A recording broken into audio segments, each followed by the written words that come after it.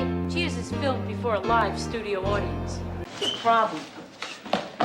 Carla, has it ever occurred to you that Diane doesn't really belong here? You mean this bar or this planet? Either way, it's yes.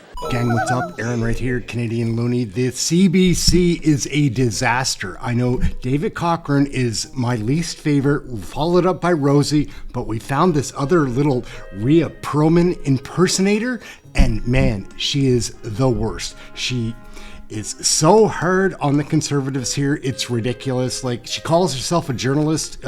She's a twit. Anyways, former leader of the Conservatives here, Andrew Scheer, is pretty sharp and handles it like a gentleman, calmly explains to this dumb person like what the situation really is. But the CBC just keeps on pumping out that propaganda. Let's take a look.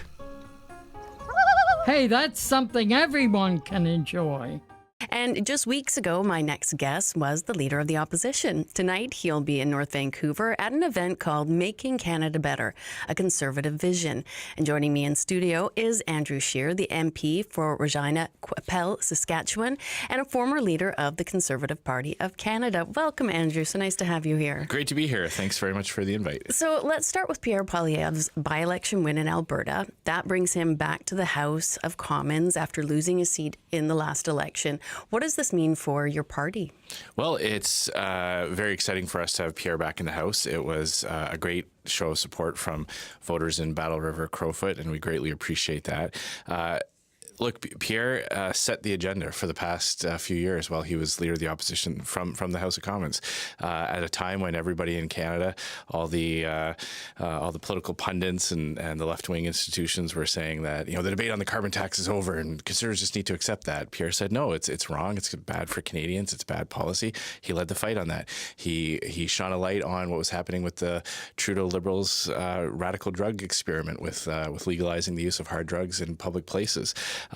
So having Pierre back in the House means that we're very confident that we're once again going to be able to drive the agenda for Canadian policy. But he drove the agenda, but he did not win the election. In fact, he didn't even win his seat in the election. So are there lessons that the party is taking from voters in that last election as you move forward with Pierre as your leader? Absolutely. I've been involved in federal politics now since 2004.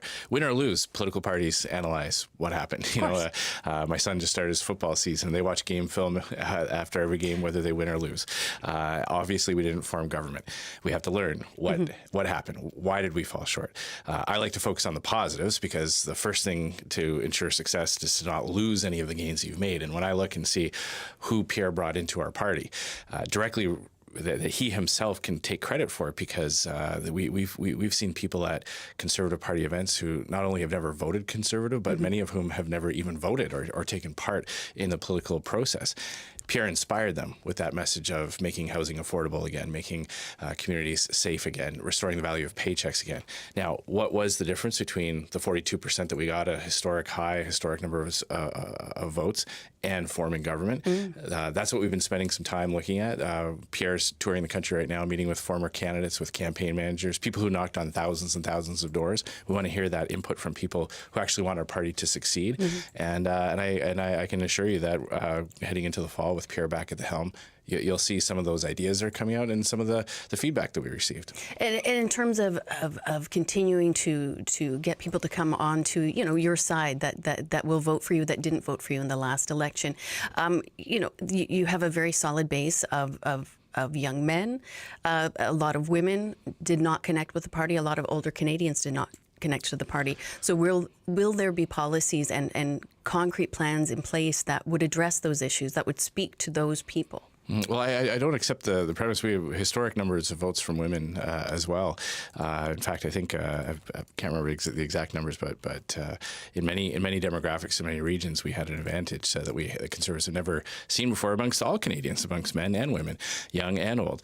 I know people in my own riding who voted Liberal in many elections, and they had to go and get jobs in their 70s because the Liberal inflationary policies have eroded the power of their pension. So they're working again at 72, 73 years old. They're not happy about that. They voted Conservative to end the inflationary policies of the Liberal government.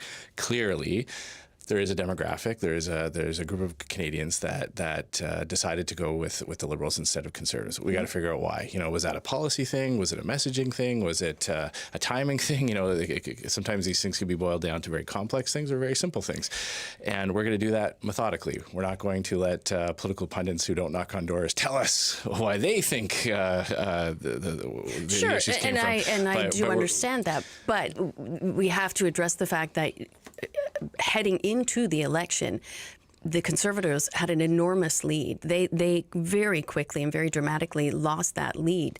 And so what occurred there under Pierre Poilievre's leadership? I'm not sure you can make that comparison almost like it's a sports game and saying, well, somebody has a certain amount of lead and then the other team scores a bunch of points. In December of 2024, about 42% of Canadians were saying that they were going to vote Conservative. On Election Day, about 42% of Canadians voted Conservative. What we saw was a complete collapse of the NDP, an unprecedented implosion. Absolutely. Where in many situations that vote did go to the Liberals. Now, not in every place. We did get a lot of former NDP voters voting for us in places like Welland and St. Catharines and here in British Columbia, Vancouver Island, huge gains in British Columbia.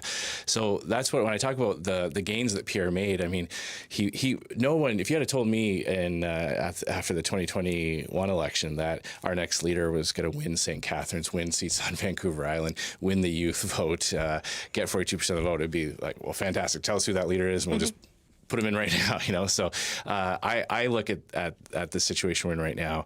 Incredible opportunity, incredible gains. Let's absolutely learn those lessons, but let's not forget that what Pierre was able to put together was incredible.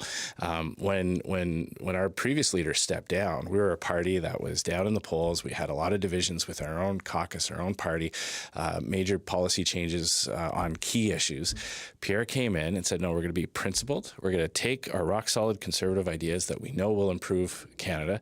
We're going to take them to the Canadian people in a way that will resonate with people, and he did, and he held the line and stood on principle on the carbon tax, on drug legalization, on easy bail for dangerous offenders, and those are the prescriptions. And the irony of all this is, when we're talking about the last few years, is that the only way the Liberals could win this election was by pretending to be something they're not after dumping their leader. I mean, Justin Trudeau was a leader of a Liberal Party that did not want to leave. They had to basically, pull him off with a crowbar and then bring in a leader who suddenly is trying to reinvent themselves. I think that is but how a was credit he suddenly trying to reinvent the Conservative himself? Movement. What's that? How did he suddenly try and reinvent himself? Mark he Carney? stepped into politics for the first time, so that's a reinvention. Okay, well, first of all, let's take that idea that he stepped into politics for the first time just park it. Okay. He was Justin Trudeau's senior economic advisor. I should not have worded it that way. He did not hold office. And has been a partisan Liberal for quite some time. Look, he's trying to change the rhetoric. If you look at what he's been a crusader for his whole life, he is a big elitist who wants the government to control the economy. He is a radical zealot on things like carbon taxes. He actually complained that Justin Trudeau's carbon tax was too low. So here's a great example of reinventing yourself. On one day, you're saying Justin Trudeau's carbon tax is too low. The next day, you're saying that you're going to get rid of it. That's a pretty big perhaps reinvention. Not listening to what Canadians are asking for? Okay, but it also tells you that it's not a core belief from him. He had to reinvent himself. So you can give him credit for being a chameleon and being anything that he thought the voters wanted. But I think then you would have to concede that he's not, that he wouldn't, that would represent a shift in principles, or that he never had those principles in the first place. Okay. So I just make the point that what Pierre was able to do as leader of the opposition was to massively change the issue set in Canada to a more conservative flavor, and force the Liberals to make major policy reversals, including dumping their sitting prime minister. I do just want to get to the numbers just briefly. An Abacus survey of more than 1,900 random Canadians this month said if there was an election, 41 of decided voters would pick the Conservatives versus 39 for the Liberals. That is great news for your party. But the same poll found that Mark Carney has a net approval rating of 18%, and Pierre Poilievre has a net disapproval of -2. So I think the question is, I'm curious what the party sees in Pierre that perhaps the majority of Canadians are not seeing right now? Well, I mean, I'm always very hesitant to comment on polls because they can shift, and it's hard to drill down exactly what's driving one thing or another. I look at it as I think anytime there's an election, people try to, they hope the government does well. We're facing some major crises. Some of them are domestically created by a government. Some of them are external and unjustified, like the U.S. administration's Donald Trump's tariff policy. Exactly. That I think, and look, I'll say this as a partisan conservative. I want these tariffs to go away. I want to go back to the time when we could buy and sell freely across the border. That's good for Canadians. It's good for Americans. So I think there's some goodwill and some hope that will be achieved. I will say that Mark Carney promised us that he would deal with these tariffs quickly, that he had the plan, that he knew how to handle Donald Trump, and on every metric, they're worse today than they were when Justin Trudeau was in power. So I think some of that is reflected in Canadians legitimately hoping that Mark Carney with a mandate after the election is actually able to make some progress on that. But we'll see. It's been a few months now. Crime's getting worse. Housing starts are not where they need to be. Immigration backlogs are higher. Unemployment is higher. Tariffs are higher. I've come from Saskatchewan. Canola tariffs are a huge blow to our economy. Meanwhile, BC Ferries, with a Canadian federal government loan, is using Chinese steel. So, it's going to be up to us to show Canadians that Mark Carney's not as advertised. He's certainly not he's certainly not reaching the standard that he set for himself. Because we didn't say that he was going to do these things at unimaginable speeds. He said it. He said he would deal with the tariffs quickly and effectively. He said that he would get big projects built at speeds we could not imagine. So we are just going to hold him up to the standard that he set for himself. And I'm confident that Canadians are going to see that they would be better off with a Conservative government, especially when we add into that the domestic challenges that Canadians are facing because of liberal policies. Liberal policies, but also seeing a lot of improvement in terms of interprovincial trade and work with strengthening our trade with countries other than the U.S. Is there any hope that going forward there'll be a little bit more of a sort of one Canadian vision between the Liberals and the Conservatives moving forward right now to address some of these incredible extenuating circumstances that we face from things such as the Trump administration? Well, so maybe I'll just answer that part first and then touch on a couple of points that you brought up. Absolutely. I mean, if Mark Carney needs legislation passed to help deal with U.S. tariffs or then we will be open to that. I think it's remarkable that considering where different political parties were on free trade in my lifetime. I grew up in the 80s and 90s. I'm 46 years old. I remember the 88 election campaign. As do I. And there was no consensus on free trade in that election. It's great to see NDP and Liberals come to the Conservative view that free trade is good for both countries. So in that respect, anything we can do to help get that back, get that Conservative policy established again, we'll certainly want to be cooperative on that. On things like interprovincial trade, big promises were made. What the federal government has really done is just looking at areas of federal jurisdiction and trying to harmonize that. There are still lots of provincial barriers to goods moving across borders. BC wines in Ontario shelves and vice versa.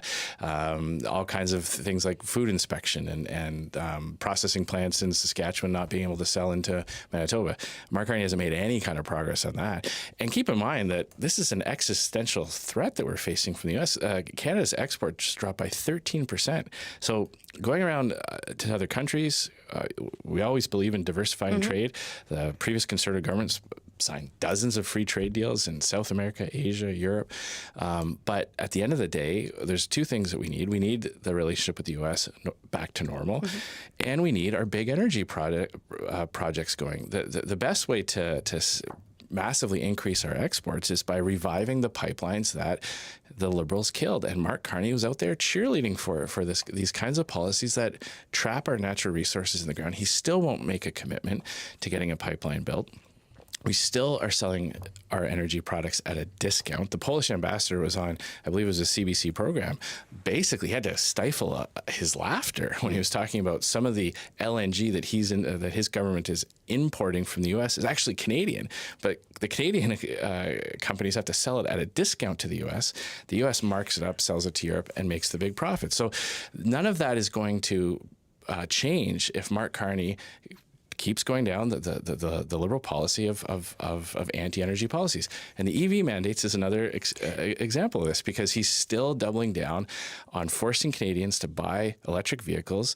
That's going to hurt the auto sector. It's going to hurt consumers. It's going to enforce a choice on them that buyers just don't want, and at the same time, it's going to kill jobs in the Canadian auto sector. And so far, there's no sign that he's backing down from that. So to me, I'm very pessimistic on his domestic agenda. Hopeful on the international agenda that it bears fruit and we get back to normal with the U.S. But it's not looking great right now. I wish we had more time to talk, but unfortunately we don't. I really appreciate you coming in, though, and I hope that the event tonight in North Vancouver is a success. Where is it being held, just so people know? Oh, that is a geez. I just got off the plane. It's if you give me 2 seconds, I can look it up on my itinerary here, or I can maybe just message it. You know what? You just message it, and we will let people know where they can find it. Thank you so much. It was really nice to meet you. Thank you very much. Take care. As a European, I am a European actually. Oh, you are? Yeah, Oh. I'm an Irish citizen. Yeah, so there you welcome. go. Welcome. Speaking as a European. WTF. Here, here. How many kids did you molest with Jeffrey Epstein? More than just elbows. And as the most European of the non-European countries. Being aware of what potential conflicts of interest you sought What to possible avoid. conflict would you have, Stephanie? Stephanie, I'm complying with the rules. I'm complying with the rules in advance. Come on, Fiona. These are Muslim values.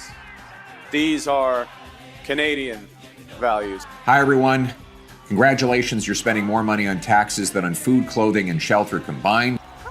Hey, that's something everyone can enjoy. All right, gang, thank you all very much for watching. Aaron, Canadian Looney, like, share, subscribe. Smash that subscribe. We're trying to grow this thing. Canadian Federal Politics. Get yours right here. Thanks for watching. We'll catch you in the next video.